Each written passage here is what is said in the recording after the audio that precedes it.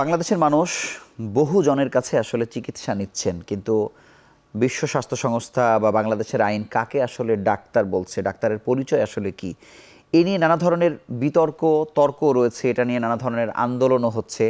আমরা ডাক্তারের সুনির্দিষ্ট পরিচয় যেমন দিতে চাই, কার কোন কাজ সেটিও আমরা আসলে জানাতে চাই। এই বিষয়ে আরোগ্য নিকেতনের আজকের আলোচনার বিষয় ডাক্তার, ডিএমএফ ও ফিজিওথেরাপিস্ট। এ বিষয়ে কথা বলতে আমাদের সঙ্গে স্টুডিওতে উপস্থিত হয়েছেন দুজন অতিথি। আমাদের সঙ্গে আছেন ডাক্তার মুহিবুর রহমান রাফে, কনসালটেন্ট ও বিভাগীয় প্রধান, ফিজিক্যাল মেডিসিন ও রিহ্যাবিলিটেশন, সরকারি কর্মচারী হাসপাতাল। সঙ্গে আরও আছেন মোহাম্মদ আর.এইচ. রিফাত, মুখপাত্র, ডিএমএফ চিকিৎসক সমন্বয় পরিষদ। আপনাদের দুজনকেই যুক্ত হওয়ার জন্য আন্তরিকভাবে অভিনন্দন জানাচ্ছি। আমি প্রথমেই ডাক্তার রাফি আপনার কাছে জানতে চাই যে আমরা বিগত কয়েকদিন থেকেই দেখছি যে কেন্দ্রীয় শহীদ মিনারে যারা ডিএমএফ তারা একটা আন্দোলন করছিলেন বিএমডিসিকে ঘিরে, তার প্রতিবাদে আপনারা আসলে কেন্দ্রীয় শহীদ মিনারে জড়ো হয়েছেন। কয়েকদিন থেকে আমরা দেখছি যে ফিজিওথেরাপিস্ট যারা তারা স্বাস্থ্য অধিদপ্তরকে ঘিরে আন্দোলন করছেন, তাদেরও অনেক ধরনের দাবি দেওয়া আছে। তো এই সময় সাধারণ মানুষ যারা তারাও কিন্তু আসলে একটা বিতর্কের মধ্যে পড়ে যায় বা একটা ভুল বুঝাবুঝির মধ্যে পড়ে যায় আসলে কে চিকিৎসক। আমি যদি চিকিৎসকের সংজ্ঞাটা আপনার কাছে প্রথমে জানতে চাই যে বিশ্ব স্বাস্থ্য সংস্থা কাদেরকে চিকিৎসক বলছে বা বাংলাদেশের আইনও কাদেরকে চিকিৎসক হিসেবে সম্মান দিচ্ছে। একটা রাষ্ট্রীয় ব্যবস্থায় চিকিৎসা তো একটা সমন্বিত ব্যবস্থাপনা এবং এখানে ডক্টর হচ্ছেন একটা পার্ট। তো সেখানে কিন্তু এর সাথে সাথে আমরা যাদেরকে হেলথ প্রফেশনালস বলি এবং allied health professionals. So health প্রফেশনালসের মধ্যে কিন্তু চিকিৎসক, নার্স, তারপরে হচ্ছে ফিজিওথেরাপিস্ট, টেকনোলজিস্ট না অ্যালাইড টেকনোলজিস্ট আবার অ্যালাইড হেলথ প্রফেশনালস। হ্যাঁ, আমাদের প্যারামেডিক্স যারা আছেন, তারপরে হচ্ছে আদার অ্যালাইডের ভেতরে আছে রেডিওগ্রাফার, তারপরে অপটোমেট্রিস্ট, হ্যাঁ, যারা চোখের বিষয়গুলো নিয়ে কাজ করেন তারা হচ্ছে অপটোমেট্রিস্ট। যারা অনকোলজিতেও ধরনের টেকনিক্যাল পোস্টগুলো আছে, রেডিওলজি ডিপার্টমেন্টে রেডিওগ্রাফাররা আছেন। সো প্রত্যেকটা জায়গায় সিস্টেমটাকে একসাথে এগিয়ে নেওয়ার জন্য একটা সমন্বিত টিম কাজ করে। সো বিশ্ব স্বাস্থ্য সংস্থা যেটা করেছে, ইভেন ডাক্তারদের ভেতরে কিন্তু বিশ্ব WHO-র একটা নির্দিষ্ট আছে, যেমন the GPs and the specialist. So জিপির কিন্তু আলাদা একটা সংজ্ঞা নির্ধারণ করা আছে, আবার স্পেশালিস্টের একটা আলাদা সংজ্ঞা নির্ধারণ করা আছে। সো প্রত্যেকের জায়গাটা হচ্ছে যার যার মতো করে। আর বাংলাদেশে এটার সংজ্ঞাটা আসলে নির্ধারণ করা হচ্ছে বেসিক্যালি বিএমডিসি, যে রেজিস্টার্ড, প্রত্যেকটা পৃথিবীর সব দেশেই একটা রেজিস্টার্ড অর্গানাইজেশন আছে।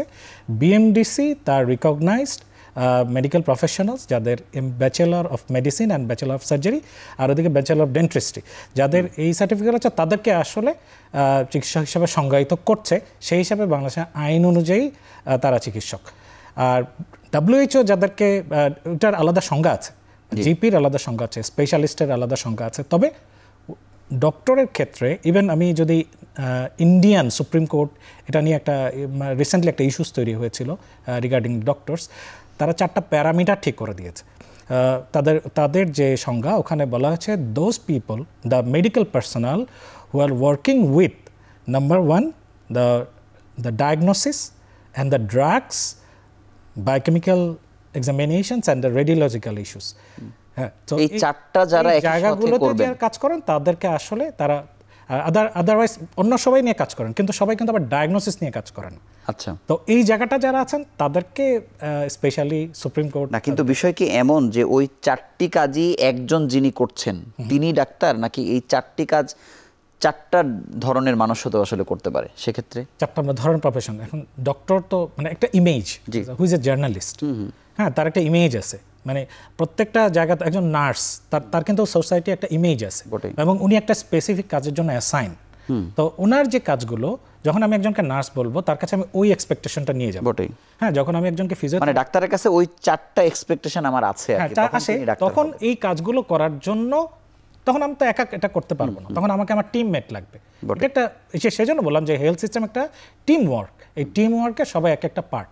আচ্ছা, আপনার কাছে আসবো মোহাম্মদ আর.এইচ. রিফাত, আপনার কাছে জানবো যে বাংলাদেশের অনেক মানুষই বলতে পারেন যে ডিএমএফ কারা বা তাদের কাজ কি সুনির্দিষ্ট বা সুস্পষ্ট ধারণা হয়তো নেই আর কি। আপনি যদি পরিষ্কার করেন যে ডিএমএফ আসলে কারা, তাদের কাজ কি। ধন্যবাদ। প্রথমত হলো আসলে ডিএমএফ যে ডিগ্রি, এটি আসলে ডিপ্লোমা ইন মেডিকেল ফ্যাকাল্টি। এই ডিগ্রিটি মূলত 4 বছরের একটি মেডিকেল ডিপ্লোমা কোর্স, যেটি রাষ্ট্রীয় চিকিৎসা অনুষদ থেকে পরিচালিত হয় এবং এখানে তারা এটা সম্পূর্ণ করে ডিএমএফ হিসাবে ডেজিগনেটেড হয় এবং এটার লাইসেন্স হিসেবে, যেহেতু অ্যালোপ্যাথিক চিকিৎসার লাইসেন্সদারি প্রতিষ্ঠান বিএমডিসি, সেখানে এমবিবিএস, বিডিএইচ এবং ডিএমএফরা লাইসেন্সভুক্ত হয়। সেই লাইসেন্সভুক্ত জায়গা থেকে তারা প্র্যাকটিস করার রাইটস রাখেন এবং তারা কমিউনিটিকে সার্ভ করেন। বিশেষ করে গ্রামীণ যেই জনগোষ্ঠী আছে, মানে রুরাল এরিয়াগুলোতে আসলে ডিএমএফদের ব্যাপক একটা বিচরণ আছে, যেটা আসলে কখনোই মিডিয়ার মাধ্যমে আলোকিত হয় নাই। এবং আমরা যেটা ধারণা করছি, গ্রামীণ জনগোষ্ঠীর 80% চিকিৎসা সেবাই ডিএমএফদের ধারাই দেওয়া হয়। সেখানে চিকিৎসা বলতে আপনারা কি কি চিকিৎসা দেন, মানে আইন আপনাদেরকে কোন কোন চিকিৎসা দিতে পারমিট করে? আচ্ছা, বিএমডিসি আইন একটি নির্দিষ্ট সীমাবদ্ধতা দিয়েছেন ডিএমএফদেরকে চিকিৎসা সেবা দেওয়ার ক্ষেত্রে। সেই সীমাবদ্ধতা অনুযায়ী ডিএমএফরা তাদের এরিয়াতে সার্ভ করেন। জি, মানে সেটি কি কি? আপনারা কি ওষুধ লিখতে পারেন কি না? চিকিৎসা মানে কি কি ওষুধ লেখা এবং মাইনর ইনজুরি, একটা মানে বিএমডিসির যে সার্টিফিকেটটা দেওয়া হয় সেটার অপর পাতায় লেখা আছে। সেক্ষেত্রে আপনারা ওষুধ কতগুলো লিখতে পারেন বা কোন কোন সার্জারি করতে পারেন? 73টি ওষুধ লেখার রাইটস ওষুধ আপনারা লিখতে পারেন। আর সার্জারি করতে পারেন কি কি? সার্জারি বলতে আসলে মাইনরস যেই ইনজুরিগুলো আছে, এই বিষয়গুলোতে আসলে কাজ করার সুযোগ হয়, যেগুলো আসলে একদম আমাদের যেহেতু একটা সীমাবদ্ধতা আছে, আমরা একদম ইউনিয়ন উপস্বাস্থ্য কেন্দ্রগুলোতে কাজ করি। সেই ইউনিয়ন উপস্বাস্থ্য কেন্দ্রগুলোতে কিন্তু শুধুমাত্র প্রাথমিক চিকিৎসা সেবার এনশিওর করার যে জায়গাটুকু, সেই জায়গাটুকুতেই থাকে। কারণ রুগীরা আসলে সেকেন্ডারি লেভেল বা টারশিয়ারি লেভেলে চিকিৎসার জন্য উপজেলা হেলথ কমপ্লেক্স বা জেলা সদর হসপিটালে যায়। সেই জায়গাগুলোতেও ইমার্জেন্সিতে আমাদের পদ রয়েছে, আমরা সেই জায়গাগুলোতেও ভূমিকা রাখার চেষ্টা করছি। কিন্তু মানে আমি এর সঙ্গে সম্পূরক প্রশ্ন হিসেবে জানতে চাই, তারপরেও আমরা যেটা দেখি যে আপনারা নিজেদেরকে ডাক্তার লিখছেন বা দাবি করছেন, অনেকের চেম্বার, যারা চেম্বার করেন আপনাদের ডিএমএফ যারা, ডাক্তার সাইনবোর্ডে লেখা থাকে, মানে এটি আসলে কিভাবে লিখতে পারেন, কোন আইনের বলে? প্রথমত হলো, যেহেতু আমি প্র্যাকটিস করার রাইটস রাখি, আসলে আমি কি হিসাবে প্র্যাকটিস করব, এটি হলো প্রশ্ন। দ্বিতীয় হলো যে আমি কিন্তু ডাক্তার লেখার পর আমার যে নির্দিষ্ট designation SSCMO, sub assistant community medical officer অথবা ডিএমএফ ডিগ্রি ব্যবহার করে থাকি। এর মানে রুগী প্রতারিত হওয়ার এখানে কোনো সুযোগ নেই। আমাকে আইডেন্টিফাই করার ক্ষেত্রে আমার ডিগ্রিটাকে সে প্রাধান্য দিবে। দ্বিতীয়ত হলো যে বিএমডিসির আইন যখন বিএমডিসি অ্যাক্ট 1987 সালে যখন আইনটি হয়, সে আইনে কিন্তু কোনো স্পেসিফিক কোনো লেখা ছিল না যে আসলে এমবিবিএস আর বিডিএস ছাড়া কেউ ডাক্তার লিখতে পারবে না। কিন্তু 2010 সালে যখন যে আইনটি প্রণয়ন করা হয়, সে আইনে উল্লেখ করা ছিল যে এমবিবিএস এবং বিডিএস ছাড়া কেউ নামের পূর্বে ডাক্তার লিখতে পারবে না। তারপরে তাহলে আপনারা কেন লিখছেন? জি, যেহেতু আসলে একটি আইন, সরকার চাইলেই জনগণকে একটি আইন প্রয়োগ করতে পারে এবং জনগণেরও ক্ষমতা আছে সেই আইনকে চ্যালেঞ্জ করার। সেই আইনকে চ্যালেঞ্জ করেই যখন আমরা উচ্চ আদালতে শরণাপন্ন হই, উচ্চ আদালত আমাদের একটি মামলার মাধ্যমে সেই মামলার অন্তর্বর্তীকালীন একটি রায় তারা প্রয়োগ করে যে যতদিন না পর্যন্ত এই মামলা সুরাহা না হবে, ডিএমএফ চিকিৎসকগণ তাদের নামের পূর্বে ডাক্তার লিখতে পারবেন। ধন্যবাদ। আমি এই প্রসঙ্গে আপনার কাছে জানতে চাই যে এই যে মানে উচ্চ আদালতে যে বিষয়গুলো আসলে ঝুলে থাকে এবং আপনারা এটিকে আসলে কিভাবে দেখেন যে তারা কিন্তু ওষুধ লিখতে পারছে, তারা সার্জারি করতে পারে, ছোটোখাটো যাই হোক না কেন, এটি আইন তাদেরকে বৈধতা দিচ্ছে, তারপরে তারা যখন ডাক্তার লিখছে, এটি নিয়ে কেন প্রশ্ন আবার আপনাদের মধ্যে উঠছে? না, প্রশ্ন আসার একটা জিনিস হলো কি, আমি যখন কোনো সিস্টেমের ভেতরে এই যে পড়াশোনা করছি বা লাইসেন্সিং অথরিটির আন্ডারে লাইসেন্স নিচ্ছি, তখন তো আমি নিজেকে একটা বাধ্যবাধকতা আরোপ করছি। সো আমি যখন এমডি ডিগ্রি কমপ্লিট করলাম ইন ফিজিক্যাল মেডিসিন, তো আমার একটা লং টার্ম সার্জারির ট্রেনিং আছে, কিন্তু তখন আমি আইনি বাধ্যবাধকতায় নিজেকে রোপিত করলাম যে অ্যাজ এ সার্জন আমি কিন্তু ওখানে আমার লিমিটেড হয়ে গেল। সো আমরা প্রত্যেকে কিন্তু আইন দ্বারা সীমাবদ্ধ। আমি চাইলেই একজন এমবিবিএস ডক্টর উনি কিন্তু ওই বিষয়ে বিশেষজ্ঞ চিকিৎসক এটা লিখতে পারেন না। তাহলে বিএমডিসি আইন শুধুমাত্র কিন্তু আমাদের ম্যাথসের যারা ভাই আছেন তা বা বোনরা যান তাদেরকে কিন্তু আরোপিত করেনি, আইনটা করাছে একটা সিস্টেমকে আপহোল্ড করার জন্য। সো সেখানে একজন এমবিবিএস চিকিৎসক একজন বিশেষজ্ঞ চিকিৎসক পরিচয় দিতে পারবেন না। ইভেন এই কথাগুলো বলা আছে যে উনি এর সাথে যে আলাদা আলাদা কিছু ইস্যুজ আছে যেগুলো নিয়ে মানুষের ভিতর কনফিউশন তৈরি করে, ওই জিনিসগুলোকে উনি সামনে আনবেন না। তো কথাটা কিন্তু শুধুমাত্র যে যারা ডিএমএফ করেছেন তাদের জায়গা থেকে বলা হচ্ছে বিষয়টা তা না, আইনটা সবার জন্য। দ্বিতীয় কথা হচ্ছে প্র্যাকটিস করা, প্র্যাকটিস তো অনেকেই করছেন, মানে আমাদের সিস্টেমে অনেক কিছু আমরা করছি, কিন্তু সেই জায়গাটা হচ্ছে যে আমি এটা আইন সিদ্ধভাবে করছি না আইনের বাইরে গিয়ে করছি। 3 নাম্বার হচ্ছে যে এখানে সিলেবাসের একটা ইস্যু আছে, পড়ার একটা জায়গা আছে। চিকিৎসা হলো একটা দায়িত্ব, আমাদের কাছে এটা হলো একটা দায়িত্ব এবং তার ইম্পর্টেন্ট ইস্যু। আমাদের কাছে যেটা মনে হয় যে অনলি রাইটিং ড্রাগস, শুধু আমি ওষুধ লিখতে পারছি বা সার্ভিস করতে, কারণ এখানে মানুষের জীবনে এবং তার নিরাপত্তার সাথে কিন্তু ইস্যুজ আছে, এবং সেখানে চিকিৎসা এবং ঔষধে তার সার্জারি বা ইস্যুগুলোর সাথে সবার আগে প্রবলেম আইডেন্টিফিকেশনের একটা ব্যাপার আছে। সো আমরা সবসময় আমাদের দেশে এই যে শুধুমাত্র না, আমাদের দেশে আমি এখানে বলি যে ওনারা যে দাবি করছেন যে 80% মানুষকে প্রাইমারি হেলথ কেয়ারে তারা করছেন, এটা হয়তো দাবি আমি ধরে নিলাম, এটা যদি 50%ও হয়, 50% মানুষও যদি তাদের কাছে গিয়ে সেবাটা নিতে যায়, তাহলে এই প্রথমেই প্রাইমারি হেলথ কেয়ারে যারা যাচ্ছেন তাদেরও তো রোগ আইডেন্টিফিকেশনের একটা বিষয় থেকেই যায়, তাই না? ডেফিনেটলি আছে। এখন আমাদের প্রাইমারি হেলথ কেয়ার সিস্টেম বিষয়টা কি, আমাদের হেলথ সিস্টেমটা আসলে খুব সাইন্টিফিকভাবে এভাবে করা হয়নি, যখন যেখানে যেভাবে প্রয়োজন সেভাবে এটাকে বিভিন্ন জায়গায় রোপিত করা হয়েছে। হ্যাঁ, যেমন কমিউনিটি লেভেলে কমিউনিটি ক্লিনিক গুলো কিন্তু একটা বিরাট জনগোষ্ঠীকে সার্ভ করছে, কিন্তু সেখানে আসলে কোনো মেডিকেল ট্রেন্ড আপ কোনো পার্সন কিন্তু ওখানে কাজ করেন না। স্বাভাবিকভাবে কিন্তু উনি তার প্রপার প্রবলেমটা বা তাকে যে প্রপার রেফারাল টু উপজেলা হসপিটাল সেইটার যে চেইনটা, ওখানে কিন্তু এটা যথাযথ করা হয়নি। এখন কেন করা হয়নি, অনেক কিছু তো আমাদের দেশে করা হয় না, তার লক্ষ্য উদ্দেশ্য বা অভিপ্রায় ইচ্ছা অনেক ফ্যাক্টর থাকে। তো সেই জায়গা থেকে হ্যাঁ ডেফিনেটলি রুরাল লেভেলে কিন্তু 80% জনশক্তি কভার করছি, এটা একটা স্ট্যাটিস্টিক্সের ব্যাপার। এটা আসলে কোথায় গবেষণা হয়েছে সেই জিনিসটা জানা নেই, গবেষণা ছাড়া 80% মানুষের না, সেটা 20% হতে পারে, সেটা নিয়ে আমার অসুবিধা নাই, কিন্তু রোগ নির্ণয় তারা যদি করতে না পারে তাহলে এই যে ডাক্তার পরিচয় দেয়া না দেওয়ার বিষয়ে একটা কনফ্লিক্ট করে কিনা? না, ডাক্তার পরিচয় দিয়ে আমি মনে করি যে ওই যে একটু আগে আলোচনার আগে বলছিলাম যে আমাদের প্রত্যেকেরই নির্ধারিত কিছু জায়গা আছে এবং আমরা তার যার জায়গায় বসে আমরা আমাদের দায়িত্বটা পালন করব। আমি মনে করি প্রত্যেকটা প্রফেশনের তার একটা নিজস্বতা, সম্মান এবং তার মর্যাদা আছে। সো আমি যদি আমার প্রফেশনকে করি, আপহোল্ড করি, আমার জায়গাটাকে যদি আমি ফোকাস করি, তাহলে এটা বড় হবে, প্রবলেম সলভ হবে না। রাইট, হ্যাঁ, তাহলে প্রবলেমটা সলভ হবে। সো ওই জায়গাটাতে আমাদের যারা অ্যালাইড হেলথ প্রফেশনালস আজকে যদি ইচ অ্যান্ড এভরিবডি এখানে আমি জাস্ট অন্য ইস্যু, আমি আপনার কাছে এই প্রসঙ্গে আবার আসছি, একটা ছোট্ট একটি বিরতি নিয়ে আবার আলোচনায় ফিরছি।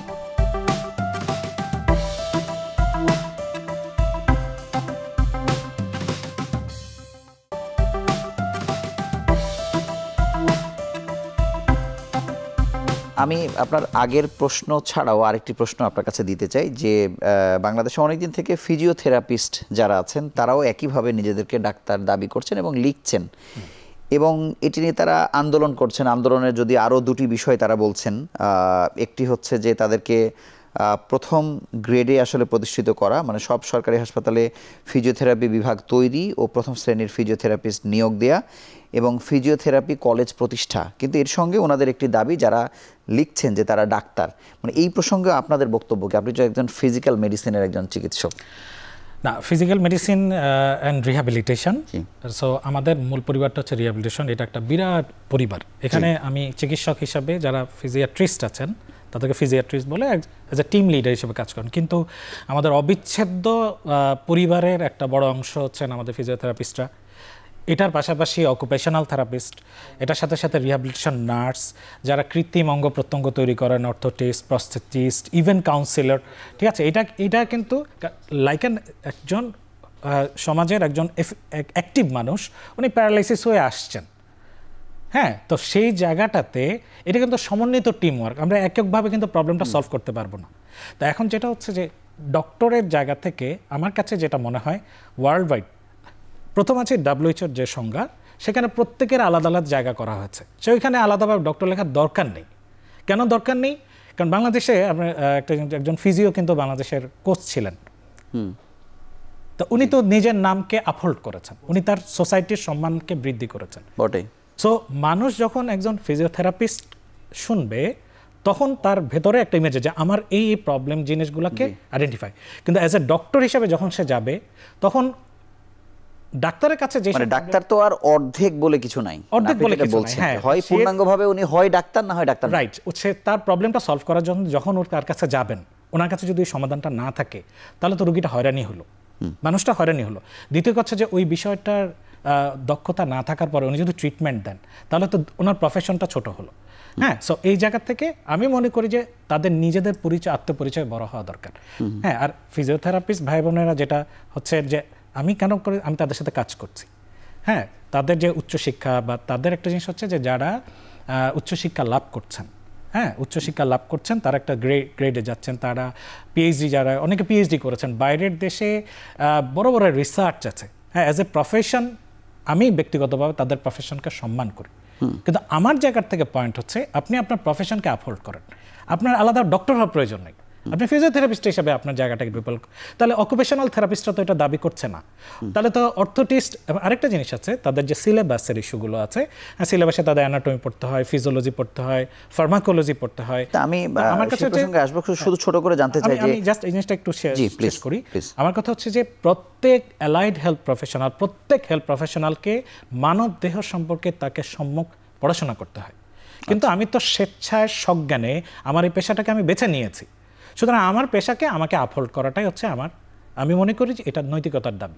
ধন্যবাদ। আমি যদি ডাক্তার প্রসঙ্গ নাও বলি, মানে হয়তো কোর্ট আপনাদেরকে সে রাইটস দিয়েছে, মানে সেটি লেখার জন্য, সেটি কোর্ট দিয়ে দিলেই অনেক ক্ষেত্রে সমস্যার সমাধান হয়ে যায় না, কিন্তু এটি ছাড়াও মানে আপনাদের আরও কি কি দাবি নিয়ে আপনারা মাঝে মাঝেই দেখি যে সারা দেশে বা ঢাকায় আপনারা আন্দোলন করেন, সেই অন্য দাবিগুলো আপনাদের কি?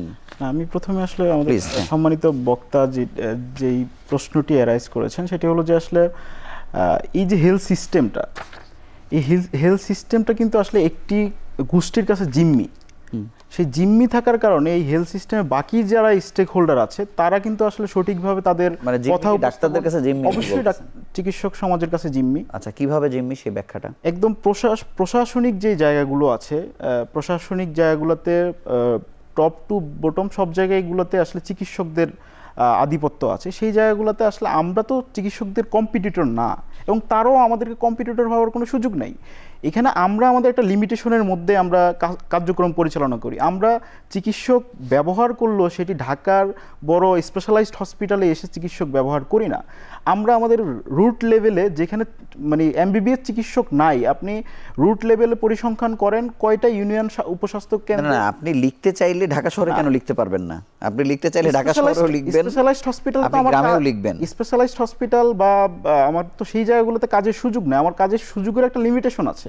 একটা ইউনিয়ন পর্যায়ে বসে সেই স্পেশালাইজড কেয়ারটুকু পাবে না। এবং ইউনিয়নে যিনি দায়িত্ব পালন করছেন উনি তো উপজেলাতে বসেও ডাক্তার লিখতেই পারেন।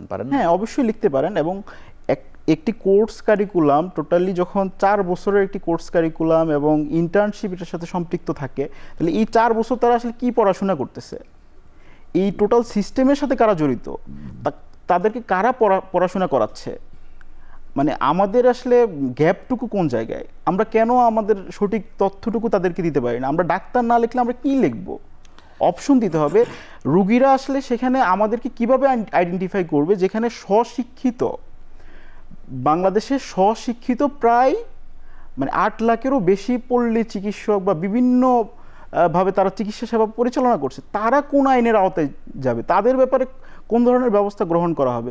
শুধু বিএমডিসির বৈধ চিকিৎসা সেবা প্রদান করার জন্য এমবিবিএস, বিডিএস এবং ডিএমএফদেরকে রাইটস দিয়েছেন।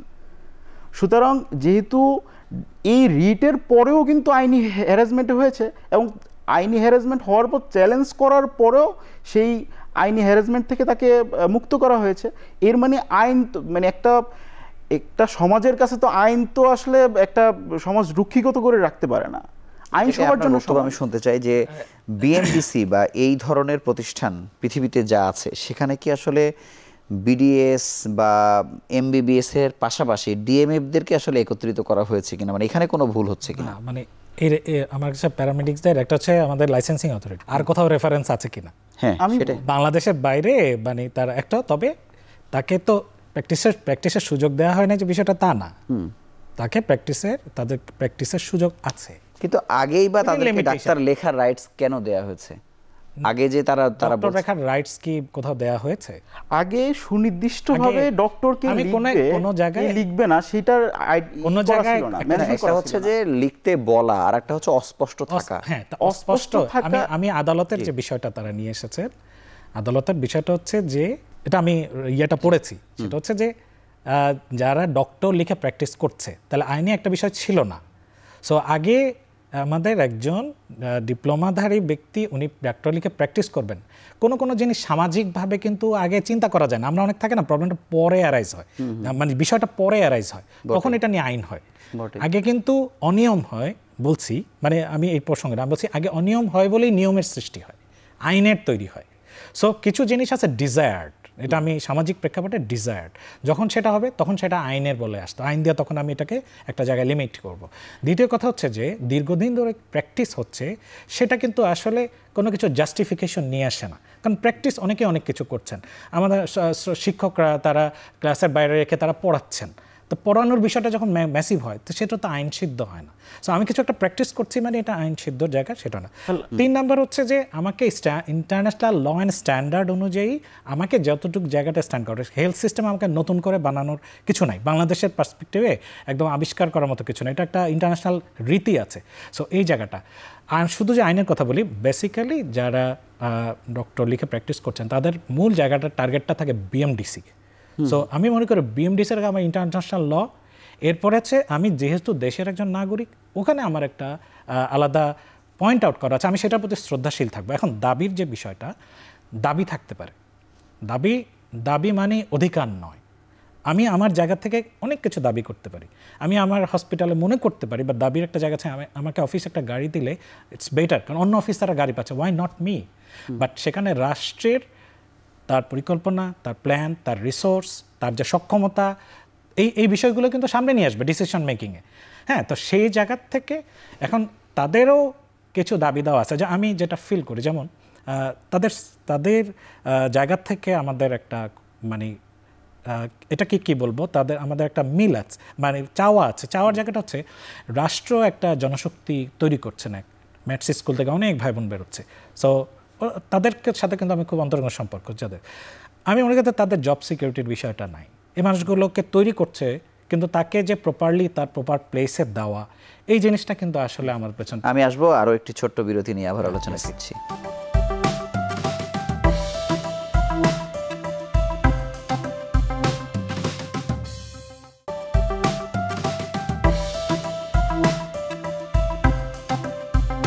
জনাব রিফাত, আপনার কাছে জানবো যে এই যে উচ্চশিক্ষা বা পদ সৃষ্টি বা শূন্য পদ পূরণের ক্ষেত্রে এক ধরনের বৈষম্যের শিকার আপনারা হন, ডাক্তার লেখা না লেখা এটি একটি প্রসঙ্গ আর কি, এই জায়গায় আপনাদের বক্তব্য কি? তবে একটু যদি আমি বলি যে আসলে চিকিৎসক না লিখলে একজন ফার্মেসিতে বসে ট্রিটমেন্ট দিচ্ছে, সেও গ্রামে কিন্তু সেও নামের পূর্বে ডাক্তার লিখে দিচ্ছে, তাহলে একটা 4 বছরের মেডিকেল ব্যাকগ্রাউন্ডের সে চিকিৎসা সেবা দেওয়ার রাইটস রাখে, তাহলে সে তার নামের পূর্বে কি ডেজিগনেশন ইউজ করবে, সে তার পরিচয়টা কি হবে, সাধারণ জনগণ আসলে তাকে ভরসার জায়গাটুকু রাখবে কিনা।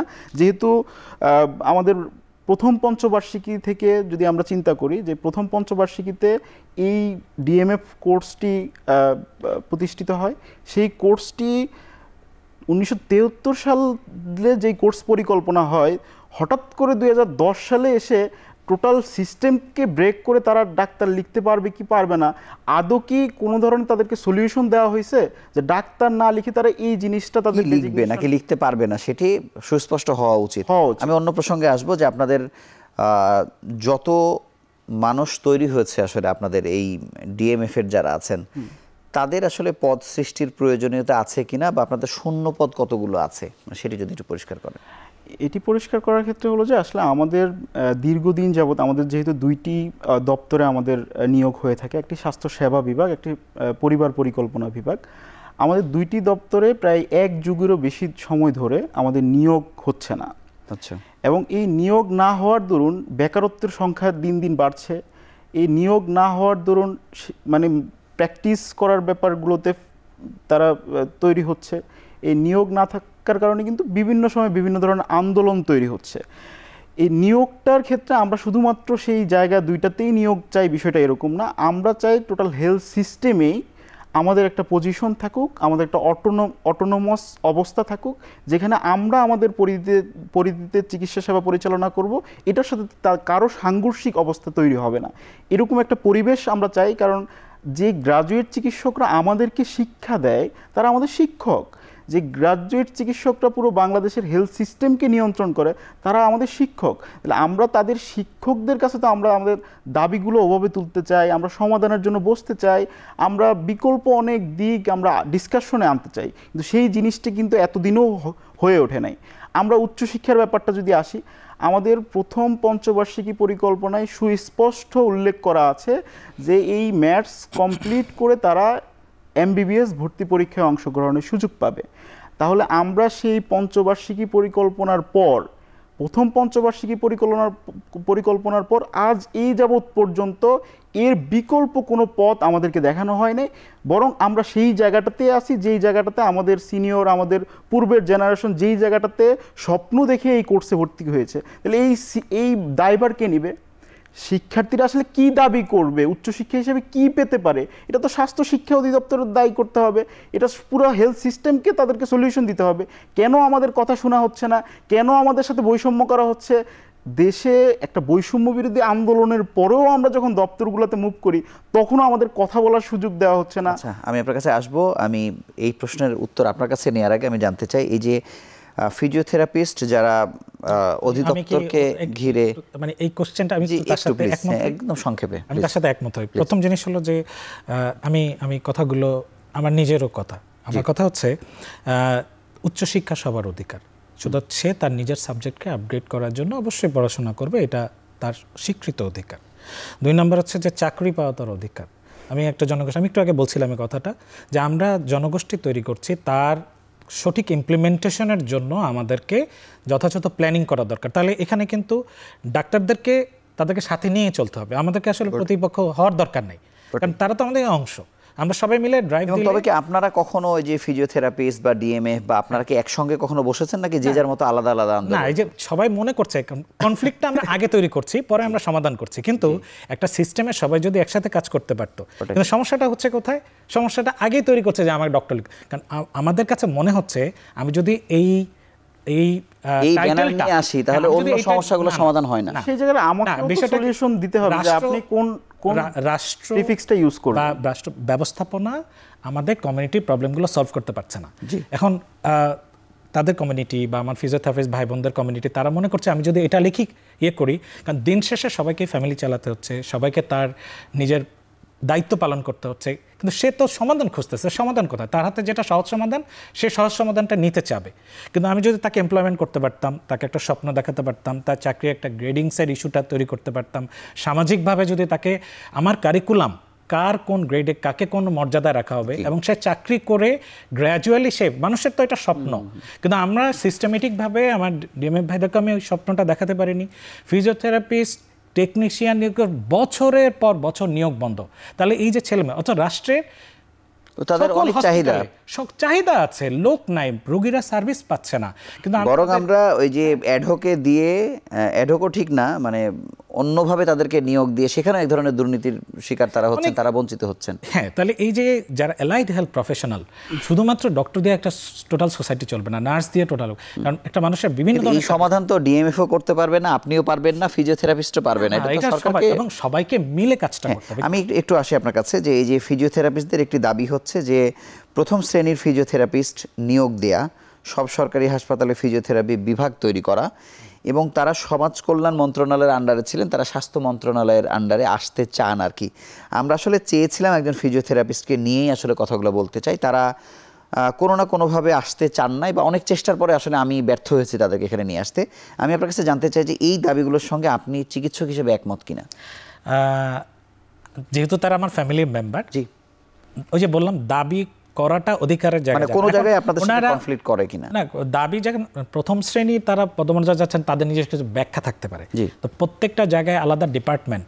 এখন একটা জায়গায় কিন্তু ভুল হচ্ছে, সেটা হচ্ছে ফিজিওথেরাপি একটা স্বতন্ত্র শিক্ষা ব্যবস্থা, কিন্তু তার কাছে কিন্তু সব কিছুর সমাধান নাই। আরেকটা সমাধান আছে অকুপেশনাল থেরাপিস্টের কাছে, আরেকটা প্রবলেম আছে স্পিচ থেরাপিস্টের কাছে, আরেকটা প্রবলেম আছে কাউন্সিলের কাছে। এখন সকল অ্যালাইড সিস্টেমগুলো যদি এক একটা স্বতন্ত্র বিভাগ প্রতিষ্ঠা করার দায়িত্ব করে, তাহলে তো হায়ারার্কি সিস্টেমটা নষ্ট হয়ে যাবে। হেলথ হচ্ছে একটা হায়ারার্কি সিস্টেম, এখান থেকে শুরু হবে, তারপরে এই সিস্টেমগুলো। এখন আমি মানে সেই জায়গায় বলেছি যে এই সিস্টেমে, এই সমন্বিত সিস্টেমে যার যেখানে যেই রোলটা প্লে করা দরকার সেটা করতে হবে। এখন সেটা করতে গিয়ে আলাদা আলাদা ডিপার্টমেন্ট করতে হবে, এই বিষয়টা আমি বাংলাদেশের বাইরে অনেকগুলো ইন্টারন্যাশনাল বা জায়গা, হসপিটাল, এগুলো আমার দেখার সৌভাগ্য হয়েছে। আমি কোথাও দেখি নাই যে এইভাবে শুধুমাত্র ইন্ডিভিজুয়াল ডিপার্টমেন্ট, হ্যাঁ ইন্ডিভিজুয়াল ডিপার্টমেন্ট। তাহলে রিহ্যাবিলিটেশন সিস্টেমটা কাজ করবে কিভাবে? একজন পেশেন্ট এসে সরাসরি হসপিটাল ইমার্জেন্সি থেকে কি ফিজিওথেরাপি ডিপার্টমেন্টে চলে যাবে? Who will decide this? K problem? Like this, আমি একটা এক্সাম্পল বলি। লাইক কোমর ব্যথা নিয়ে আমার ফিজিওথেরাপিস্ট ভাইয়েরা কাজ করছেন, বাট কোমর ব্যথার তো সহস্র কারণ আছে। আমার কাছে কোমর ব্যথাটা একটা সাগরের মতো। কারণ হচ্ছে শুধুমাত্র কোমরের ব্যথা কোমরের জায়গা থাকে না, অন্য জায়গা থেকেও নিয়ে আসতে পারে, তার পিআইডি থাকতে পারে, তখন ইনফেকশন, ইনফ্লামেশন। এখানে নিউরোসার্জন আসতে পারে, এখানে নিউরোসার্জন না, এখানে রিউমাটোলজিস্ট ইস্যু আছে, মেডিসিন পারে, অর্থোপেডিশিয়ান আসতে পারে। তো ইনিশিয়ালি আমি বারবার হেলথ সিস্টেমে ফোকাস করছি diagnosis. Without diagnosis there will never be no treatment. So every treatment, আমার ভাইয়েরা ওনারা কাজ করছেন হচ্ছে ট্রিটমেন্ট জায়গায়। সো বিফোর ডায়াগনোসিস আমাদের এই যে কোয়াকদের কথা আসলো, গ্রামে ট্রিটমেন্টের কথা আসলো, তার ওষুধ খেয়ে তো ভালো হয়েছি, but everybody is giving treatment without diagnosis. So আমাদের হেলথ সিস্টেমকে এই জন্য কিন্তু নানা ঝামেলা তৈরি হচ্ছে। ঠিক আছে, না ঝামেলাটা কেন তৈরি হচ্ছে? আমরা রোগীটাকে সবাই মিলে ট্রিটমেন্ট দিচ্ছি। আচ্ছা, আমি আসবো, আমরা আরও একটি বিরতি, অর্থাৎ শেষ বিরতি নিয়ে আবার আলোচনায় ফিরছি।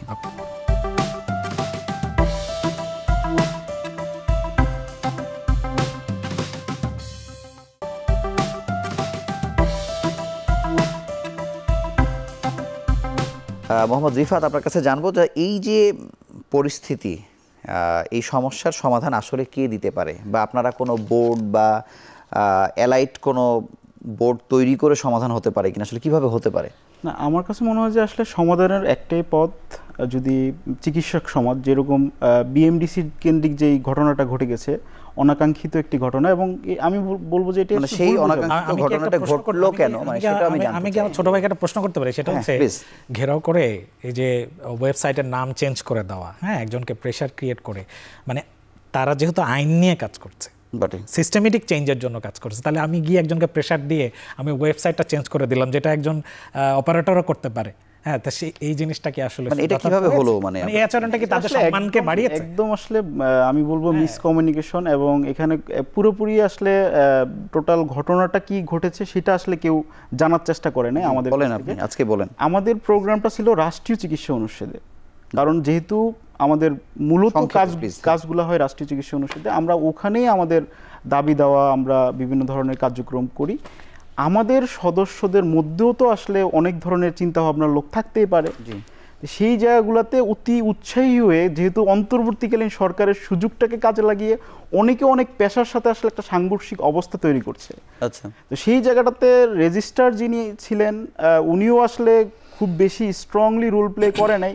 কোনো ধরনের ঘেরাও কর্মসূচি করা হয়নি ওখানে, বাহিরে কোনো ধরনের শিক্ষার্থীরা ছিল না, শিক্ষার্থীরা শুধুমাত্র রাষ্ট্রীয় চিকিৎসা অনুষদের ভিতরে তাদের যে যৌক্তিকতা সেগুলো তুলে। আমার প্রশ্ন হচ্ছে যে, মানে একটা ভবনে যদি 2 ফ্লোরে 2টা কার্যক্রম হয়, বা একই ফ্লোরে যদি 2টা প্রতিষ্ঠানও থাকে, কিন্তু ভুল করে বিএমডিসিতে কেন চলে যাবে, মানে সেটি আমার জানার প্রশ্ন। যেহেতু বিএমডিসির সাথেও আমাদের একটা কানেক্টিভিটি আছে, সেই জায়গাতে শিক্ষার্থীদের আন্দোলনটি ছিল, শিক্ষার্থীদের আন্দোলনে পেশাজীবীদের একটা অংশগ্রহণ ছিল, পেশাজীবীদের একটা আগ্রহের জায়গা বিএমডিসি।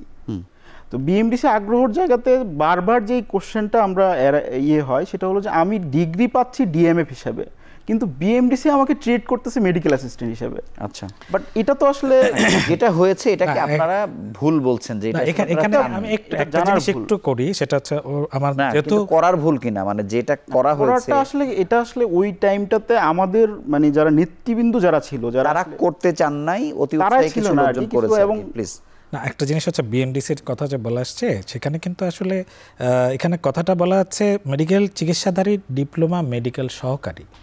বেসিক্যালি তাদের যে পড়াশোনা এবং তাদের যে বেড়ে ওঠা, তাদের জায়গাগুলো মানে হেলথ সিস্টেমের তারা এই জায়গাটাতে সার্ভিস দিবেন, কথাটা হচ্ছে এটা।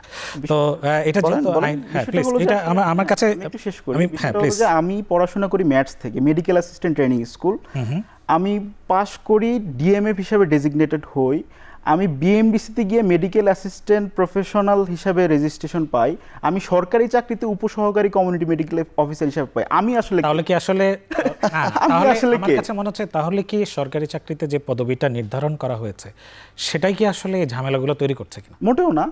তাহলে এই যে আমার কাছে, কারণ তার যে বেড়ে ওঠা, তার যে সার্টিফিকেট, তার যে জায়গাগুলো, মানে আমাদের কোথাও তো একটা গলদ আছে বটেই। সো এই গলদটাকে তাদেরও দায়িত্ব সমাধান করা, যারা নীতি নির্ধারক আছেন তাদেরও এটা সমাধান। আমি আপনার কাছে সুনির্দিষ্ট প্রস্তাবনা জানতে চাচ্ছি যে সমস্যা সমাধান কিভাবে হতে পারে, এবং ওনার কাছেও জানতে চাইবো। না, একটা আমার কাছে যেটা আমার কথা হচ্ছে যে প্র্যাকটিসের যে জায়গাটা, তাদের প্র্যাকটিসের জায়গাটা, আমি আমার লিমিটেশনের মধ্যে প্র্যাকটিস করি, আমার স্বাস্থ্য সহকারী তাকেও তো জায়গা কিছু করে দেয়। আমি সম্পর্ক ছোট্ট একটা প্রশ্ন শুধু জানতে চাই যে ফিজিওথেরাপিস্ট বা হচ্ছে ডিএমএফ, মানে আন্তর্জাতিকভাবে অন্যান্য দেশে বা উন্নত দেশে আমরা তো মডেল ফলো করি, সেখানে কি তারা ডাক্তার কি না, বা তারা কিভাবে চলেন সেটি আসলে আপনি জানেন? অনেক লজিক আছে।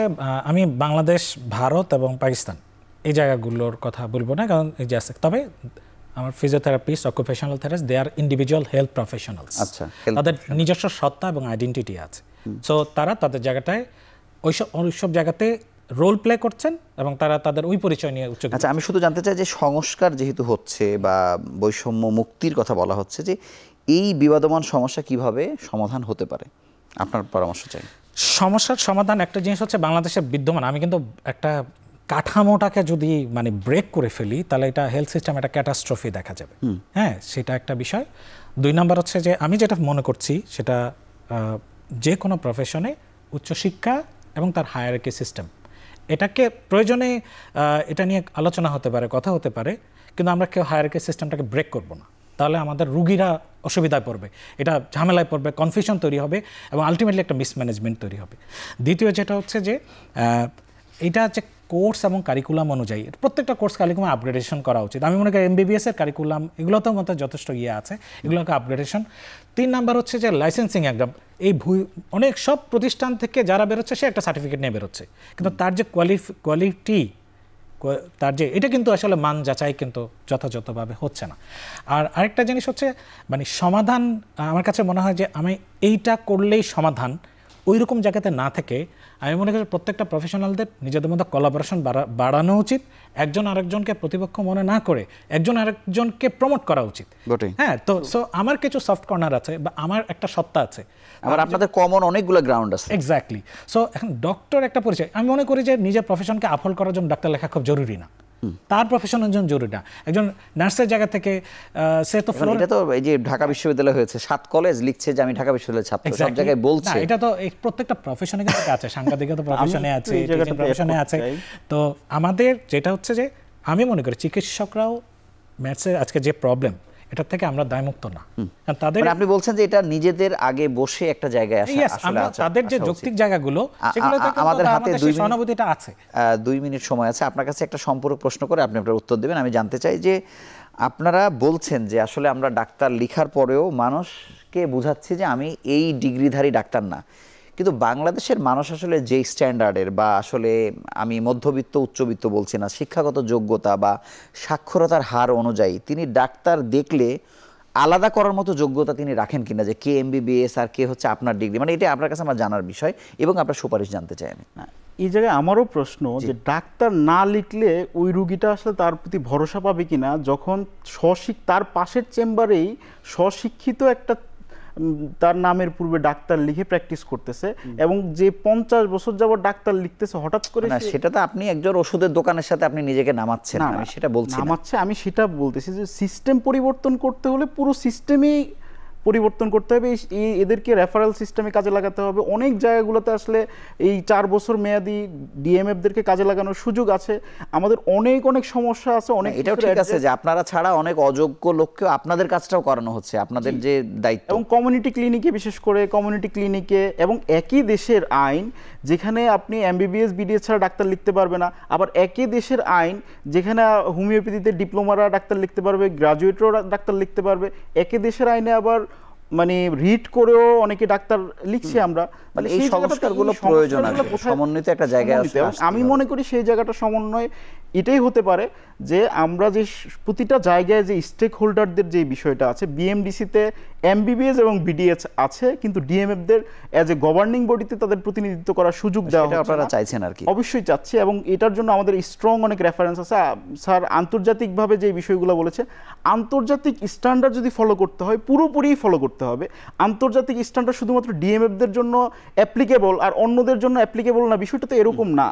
এবং আমরা চাই যে হেলথ সংস্কার যে কমিটি হয়েছে সেখানে প্রতিটি সেক্টরের, এখানে অপটোমেট্রিস্ট আছে, এখানে ফার্মাসিস্ট আছে, মানে হেলথ সিস্টেমে তো শুধুমাত্র চিকিৎসকরা না, এখানে সহায়ক অনেক জায়গাগুলো আছে। করছেন না, কিন্তু আপত্তি করছে না। এবং হেলথ সিস্টেমে প্রশাসনিক, সিভিল সার্জন থেকে শুরু করে আর প্রতিটা প্রশাসনিক জায়গাগুলোতে কেন শুধুমাত্র চিকিৎসকরা থাকবে? সেখানে গ্রাজুয়েট অন্য কেউ নাই, নার্সটা কেন থাকতে পারবে না? ওকে, আমি আপনার দাবি বুঝেছি। আপনাকে ধন্যবাদ, এবং আপনাদের দুজনকে আমাদের সঙ্গে যুক্ত হওয়ার জন্য আন্তরিকভাবে অভিনন্দন জানাচ্ছি। একটি স্বাস্থ্য ব্যবস্থায় সবারই আসলে গুরুত্বপূর্ণ ভূমিকা রয়েছে, কিন্তু যে সমস্যাগুলো আমরা যুগ যুগ ধরে দেখে আসছি, যেখানে সাধারণ মানুষ হয়তো বিভ্রান্তির শিকার হচ্ছে বা নিজেদের মধ্যে অনেক কষ্ট আসলে আছে, এই যে অন্তর্বর্তীকালীন সরকারের সময়ে যে সংস্কারের কথা আমরা বারবার বলছি, স্বাস্থ্য খাতেও এই সংস্কার প্রয়োজন, এবং আমরা আশা করছি যে সংশ্লিষ্ট কর্তৃপক্ষ তারা বসবেন, এটি সমাধান করবেন, এবং সবাই যেন একটি ভালো বাংলাদেশ তৈরি করার বা বিনির্মাণের ক্ষেত্রে সবাই মিলে একসঙ্গে কাজ করতে পারে। এই প্রত্যাশায় আজকের মতো বিদায় নিচ্ছি। ভালো থাকবেন, সুস্থ থাকবেন।